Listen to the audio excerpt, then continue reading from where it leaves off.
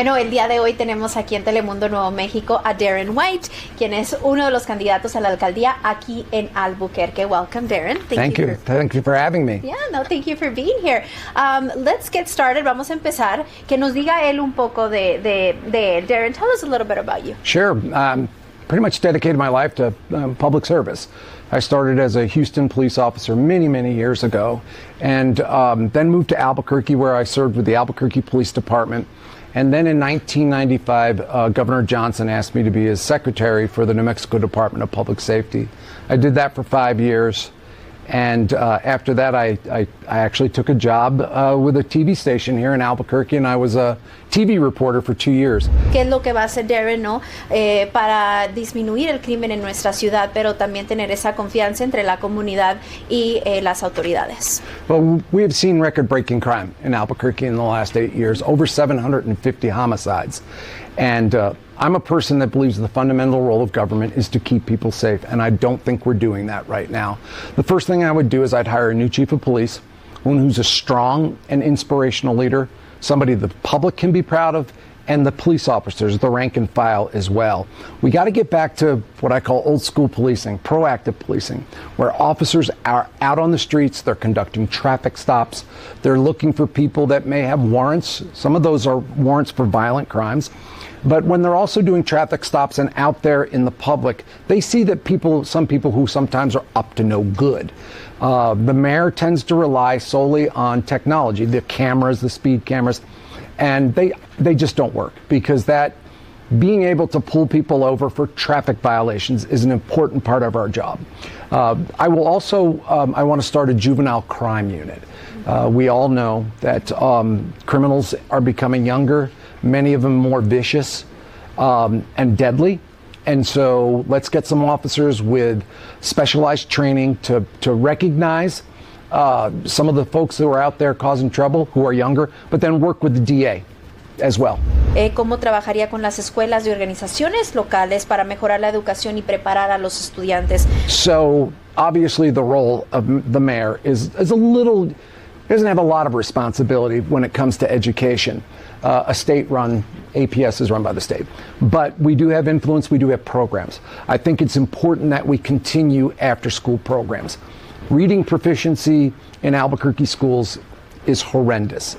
And what happens is younger students, they get behind, they get frustrated, and they drop out of school because they're not keeping up. And we know what happens when they're not in school. They could turn to bad things.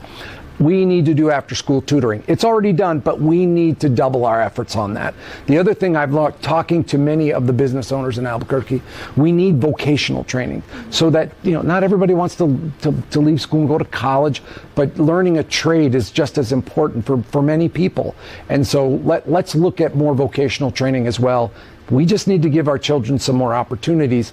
¿Cuál es su plan para atraer mejores empleos, pero también apoyar a pequeños negocios? There's a lot of attention when a big company decides to relocate to Albuquerque. There's press releases, there's press conferences. Those are important aspects of any community. But we need to remember that 2/3 of all the jobs that are in Albuquerque are because of small businesses.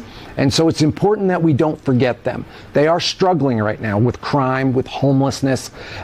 Insurance rates are skyrocketing. I had somebody tell me recently they paid $38,000 a year 6 years ago. It's now $132,000 a year for insurance. It's $11,000 a month. They can't keep up. We need to provide small businesses, provide them with incentives. Most importantly, we need to lift them up, prop them up, because if we ever lose that part of our economy, we would be in big trouble. Y entonces, ¿cómo él va a ayudar a que la vivienda, el precio de la vivienda sea más bajo, pero también a reducir el costo de vivir en Albuquerque? We have to make it easier for our builders. We obviously are $20,000, $30,000 short as far as doors short of the homes and apartment complexes that we need. And so right now, many of them are struggling to keep up with our planning and zoning process. It takes entirely too long for permits to get processed through the city. And I'm hearing this time in and time out. And so I have recommended that we privatize part of that process so that we can get rid of that backlog. You know, when a developer looks or a builder looks at a property, you know, they have loans that they're using, and so they don't have time to waste, because time wasted is time lost, it's money lost. Entonces, ¿cuál es el plan de Darren para ayudar a las personas a obtener tratamiento y vivienda, pero también mantener los espacios seguros y también nuestra comunidad segura? The city has spent hundreds of millions of dollars on the homeless issue, and we have nothing to show for it. There's what's estimated to be 5,000 homeless. I say we have 5,000 homeless because we make it easy for them to be homeless in Albuquerque. I will provide those services. On day one, we will go out and we will tell the homeless that they need to take us up on the services that are available.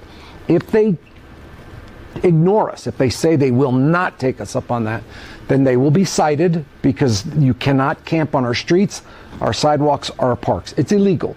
And we're going to enforce the law. If they ignore that citation, they will be arrested.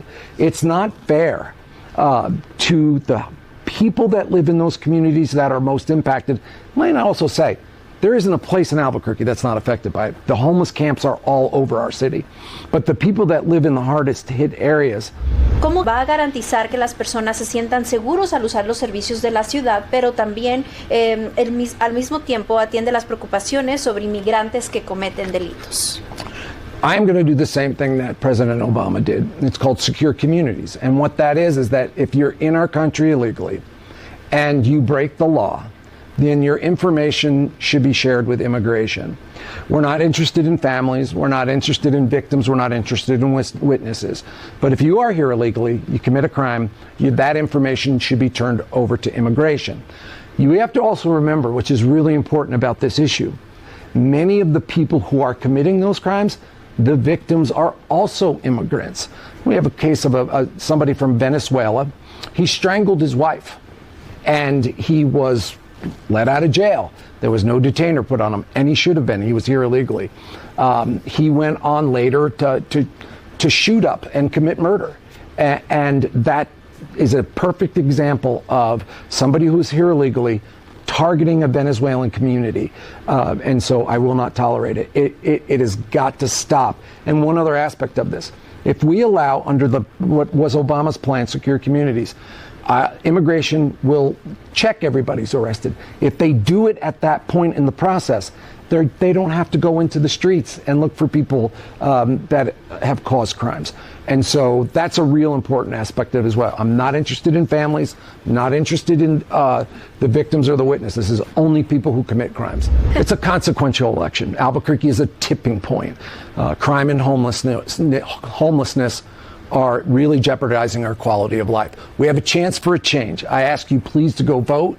Early voting is open, and then November 4th, of course, and I would respectfully ask for you to vote for me, Darren White. Thank you.